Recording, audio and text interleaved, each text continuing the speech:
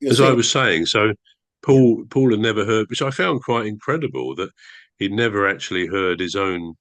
I mean, he's in his forties, early forties, so I'm surprised that he hadn't heard it before. Anyway, he was. I said, "Do you not like your voice?" He said, "Well, it's not that." He said, "I just didn't know I sounded like that." And of course, I do know what that feels like because when you go back over the years, certainly when I was doing those recorded mock interviews, even though I'd recorded myself singing, I'd never really heard or watched myself talking to somebody, So it does come as a bit of a shock. But something I've always noticed on this or been told, it's amazing the number of people over time that have said, I've got a good voice for radio, for example. I was talking to a guy, I can't think what he was with a company a few months ago, yeah, and he had to speak to me a few times, and I called him as well. And every time he started by saying, Trevor, have you spoken to LBC? Like that's what London Broadcasting Radio. Yeah, yeah. he said, you've got to go on the radio. And I said, well, yeah. I said, other people have said the same. But it's true, it's strange because, I believe um, it as well. I quite agree with them. yeah, I mean, 3 or 4 months ago, I went into a WH Smith's in a place called Epsom, Yeah. where Epsom salts are from, I guess. And never seen him in there. I've been in there before once or twice, and he served me whatever I bought. Mm, And then he said, "Can I say something to you?" He's only the youngest chap, probably in his 30s. mm. Um, and he said, "Has anyone ever said you've got a very good voice?" And I thought, hang on a minute, is this a bromance coming or something? Is this some sort of chat up line? Which I knew it wasn't.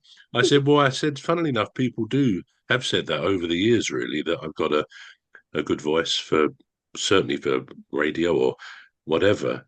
Yeah. So yeah, I've had that a few times, and um, I seem to remember goes back 3 or 4 years, but when I did a couple of jingles for Deepstuff, Yeah. I'm sure Medline said at one stage Yeah. that she said in an email, "Oh, you've got a very good voice for this sort of stuff." So yeah, people do say that. So so I Well, guess I shouldn't dislike my own voice, really. no, you shouldn't. You should. You've got a really nice voice for radio, actually. Yeah. I Yeah, yeah. yeah. I mean, Medlin won't shut up about it. No, I don't want to go into that. It's good. I Uh, was pleased with those little jingles because you're not really playing them at the moment, I don't think, are you? Those yeah. jingles? Yeah, the jingles, yeah. I love to I'll speak to Medley about it and we'll dig it out because it's just we've got so many files, It's like because we've Yeah, got these yeah. because I've got this like a cloud thing. It's called a NAS. Right. So Yeah. network access system. And then you can pick files from anywhere that you are All from, right. and you can put files in it as well. And things just get lost there. You think, right, where did I Mm, save it? How did I, where did I save it? How did I what name did I use? yeah. You know, and then you move files from temporary to then put in a permanent place, and Right. then you rename the folder because then as years goes on, you think, all right, okay, so that was 2019, Yeah. Yeah. 2018. So yeah, we'll dig it out and put it back on. But it's you've got a really good voice for radio, yeah. So it's not a bromance brewing, anyways. No, I did wonder, not with you, but with the W.H. Smith bloke. Someone suddenly comes out with that, but no, I'm glad that people think that. Yeah, yeah. Good Um, stuff. So what we're just gonna do is just keep this format going and just get into it. Mm, And then that's good. what I'll get us to do later on is then record the introduction bit, which I can then cut Yeah. and put it Yeah. at the start. You see what I mean? So I can just cut it and put it at the start, um so we'll do that. So should we do that now? Should we just do the introduction bit? Yeah, by all means. Yeah. Yeah, which Yeah. I'm gonna cut and put at the middle. Um, I am Emmy Hikins, and And I'm Trevor Gear. right, and welcome to the Alien Spaceship, our new podcast. So we just I was just thinking about apologies, Trevor. Yeah.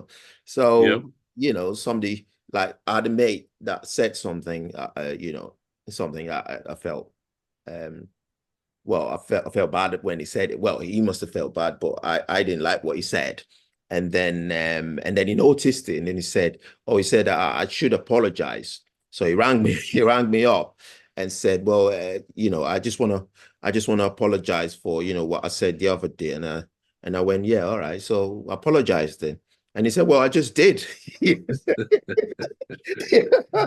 Yeah, I can understand the point you make.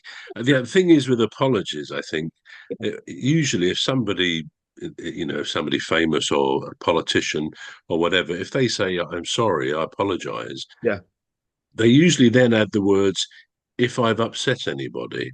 And to me, that completely negates the apology.